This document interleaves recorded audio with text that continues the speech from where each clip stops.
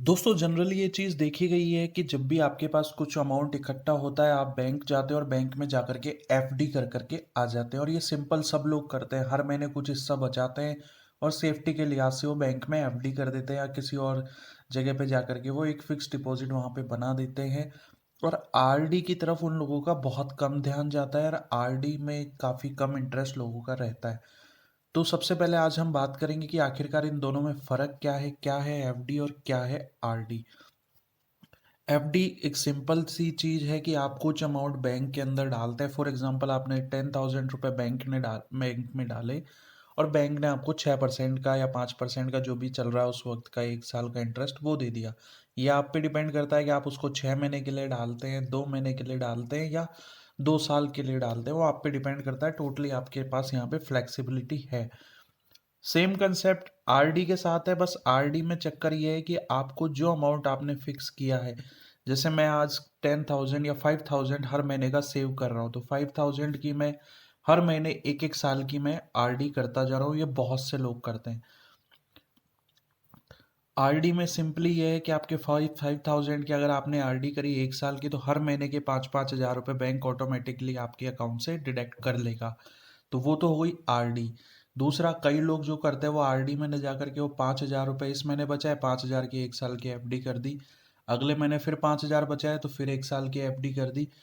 तो आज मैं बताऊंगा कि आखिरकार ये 5,000 रुपये की आरडी करने से क्या फायदा होता है और एफडी करने से आपका कहाँ पे नुकसान चला गया, इसी के बारे में बात करेंगे। यहाँ पे मैंने एक typical H D F C bank का एक इंटरेस्ट रेट लिया है। H D F C bank में मैंने इनका जो 1 ईयर का एफ डी आर डी का इंटरेस्ट है वो 5% लिया है, जो कि आप उनकी साइट पे भी देख सकते हैं। बाकी इन्होंने कुछ छोटे छोटे इंटरवल के भी अपने इंटरेस्ट रेट दिखा रखे हैं, जैसे 7 to 14 डेज का 2.5 और जैसे 91 डेज यानी कि 3 महीने से 6 महीने तक का ये 3.5% दे रहे हैं। 6 महीने से 9 महीने का 4.4 दे रहे हैं।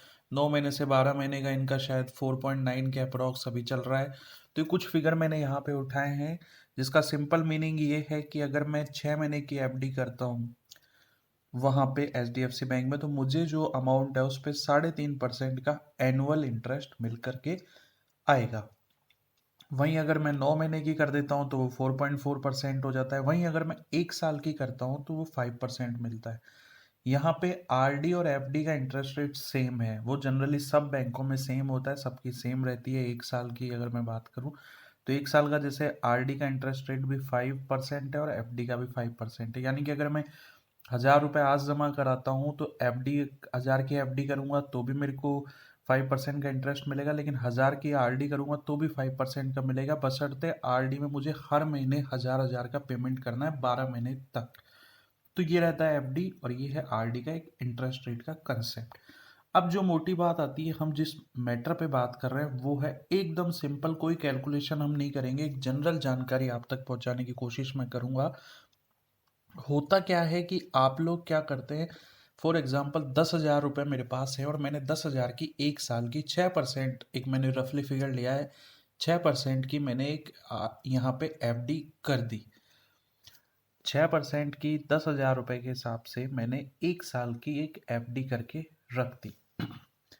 वहीं अगर मैं ये कर रहा हूँ कि हर हर जो मेरा महीना है, हर महीने में 10,000 रुपये बचा रहा हूँ और उसकी मैं साल भर की एफडी कर दे रहा हूँ, क्योंकि जनरली ये देखा गया है कि जो भी बैंक्स वगैरह है वो 1 साल में ज़्यादा इंटरेस्ट दे रहे हैं, बशर्ते उससे थोड़ा ऊपर या कम में वो थोड़े बहुत ऊपर नीचे चल रहे हैं, पर अपन ने 1 साल का यहाँ पे लिया है।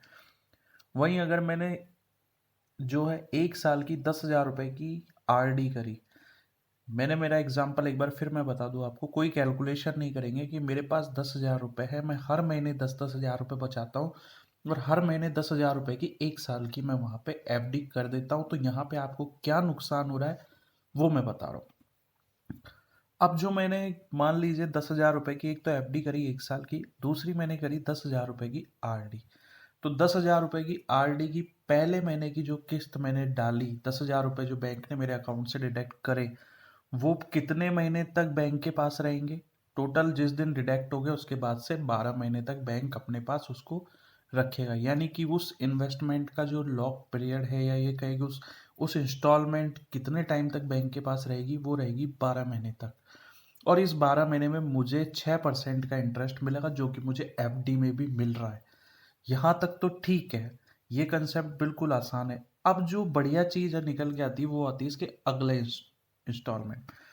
अगला इंस्टॉलमेंट यानी कि जो सेकंड इंस्टॉलमेंट जो कि मैं अगले महीने दूंगा आरडी के तौर पे, वो बैंक के पास कितने महीने रहेगा? वो बैंक के पास रहेगा 11 महीने। ध्यान रखिए आप, बैंक के पास वो रहेगा 11 महीने। 11 महीने किस लिए रहेगा? क्योंकि हर महीने मुझे इन्वेस्टमेंट करना है। पिछले महीने मैं कर चुका हूँ जहाँ से मेरा स्टार्ट हुआ था, क्योंकि मैंने साल भर की आरडी ली है। तो पहला इंस्टॉलमेंट 12 महीने तक बैंक के पास है, दूसरा इंस्टॉलमेंट 11 महीने तक बैंक के पास है। अब 10,000 रुपये 11 महीने तक अगर मैं बैंक के पास डालता हूँ एफडी के तौर पे, ध्यान रखिए, 10,000 रुपये 11 महीने के लिए एफडी के तौर पे मैं डालता हूँ, तो वहाँ का इंटरेस्ट रेट कम है। जबकि आरडी में आपको सेम इंटरेस्ट रेट वहाँ पे मिल करके आ रहा है। ये चीज़ आपको ध्यान रखनी है। और सिंपल कर देते हैं, आखिरी इंस्टॉलमेंट के बारे में बात करते हैं। आखिरी यानी कि 12वीं जो इंस्टॉलमेंट आरडी की जाएगी, अगर मैंने 12 महीने की आरडी ली, तो बैंक उसको कितने महीने के लिए अपने पास रखेगा? सिर्फ 1 महीने के लिए। वो बैंक के पास सिर्फ 1 महीने के लिए रहेगी, और बैंक मुझे उस पर इंटरेस्ट कितना देगा? पूरा 6% का इंटरेस्ट वो मुझे देगा उस 1 महीने के पीरियड में। आप मुझे बता दीजिए कौन सी एफडी 1 महीने के पीरियड के लिए सेम इंटरेस्ट रेट देगी? अब जैसे अभी हम बैक चलते हैं, थोड़ा हम बैक चल के हमने देखा है यहाँ पे जैसे 30 दिन का इंटरेस्ट रेट 3% आ रहा है।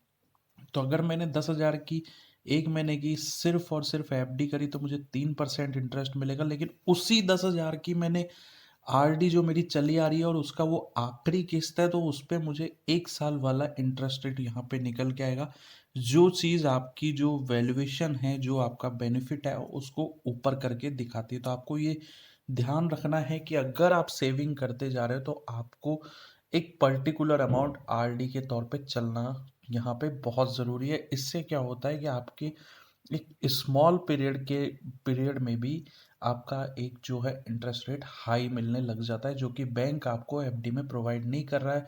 आपको अगर आखिरी, जैसे मैं कोई भी इंस्टॉलमेंट ले, आखिरी इंस्टॉलमेंट 1 महीने तक आपको 6% का इंटरेस्ट उसने दे दिया।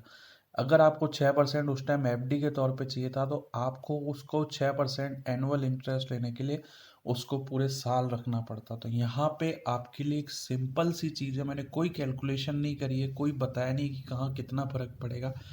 यहाँ आप सीधे देख सकते हैं कि आपके जो भी 12 महीने का अमाउंट गया है, जो बैंक के पास आरडी के तौर पे जमा हुआ है, उसमें हर अमाउंट पे हर वक्त 12 महीनों तक 6% का इंटरेस्ट मिला है।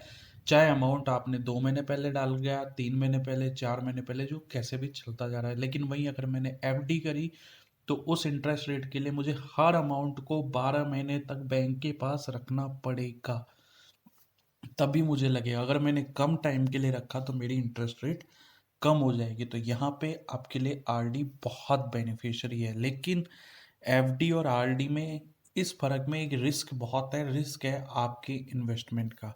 अगर आप ये श्योर नहीं है कि मैं हर महीने की 5,000 रुपये, 2,000 रुपये या 10,000 रुपये आरडी के तौर पे नहीं दे पाऊंगा, तो आप प्लीज़ मत करिए आरडी। क्योंकि आपने कोई भी अगर इंस्टॉलमेंट को खोया, तो आपका इसका आरडी का कोई औचित्य नहीं रह पाएगा। वो आपकी आरडी वैसे ही वहाँ पे क्लोज हो जाएगी। तो उसका कोई मतलब नहीं है। पेनल्टी चार्जेस के साथ में आप निकलेंगे तो कोई मतलब नहीं है। तो आप ये ध्यान रखिए, अगर आप महीने के 5,000 रुपये बचा रहे हैं और 5,000 की आप एफडी कर रहे हैं, तो मेरा सजेशन ये है, आप एफडी का अमाउंट को जो है थोड़ा कम करके 2 या 3 हज़ार की एक सिक्योर आरडी करना चालू कर दीजिए, ताकि कभी आप 5 की जगह 4 भी बचा रहे हैं, तो भी आपके 3,000 वहाँ पे आरडी के तौर पे चलते जा रहे हैं। तो आरडी को कोई नुकसान नहीं होगा।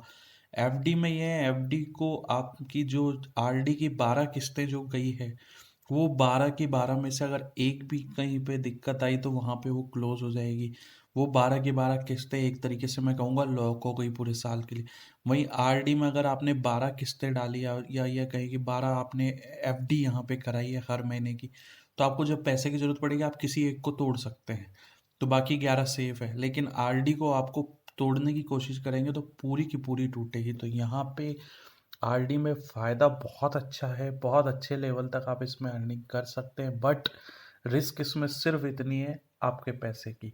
अदरवाइज एफडी से बहुत बेटर है, सेफ बैंक के सारा सिस्टम चल रहा है, तो इसमें कोई ये सवाल तो पूछने की बात नहीं कि कोई किस तरीके का इन्वेस्टमेंट है। ये इन्वेस्टमेंट बहुत ही अच्छा है, but please keep in mind कि आप आरडी उसी अमाउंट की करें जिसके बारे में आप श्योर हो कि अगले 12 महीने तक या जितने भी पीरियड 2 साल के लेते हैं, जबकि आप वो अमाउंट हर महीने बचा पाएंगे। अगर आप 5,000 बचा रहे हो तो आरडी आप 3,000 की करके चलिए, ताकि कहीं रिस्क वगैरह बैलेंस हो जाए। तो ये थी दोस्तों मेरी तरफ से छोटी सी जानकारी आप लोगों के लिए आरडी और एफडी के बारे में। पसंद आए चैनल सब्सक्राइब जरूर करिएगा। मिलते हैं नेक्स्ट वीडियो में।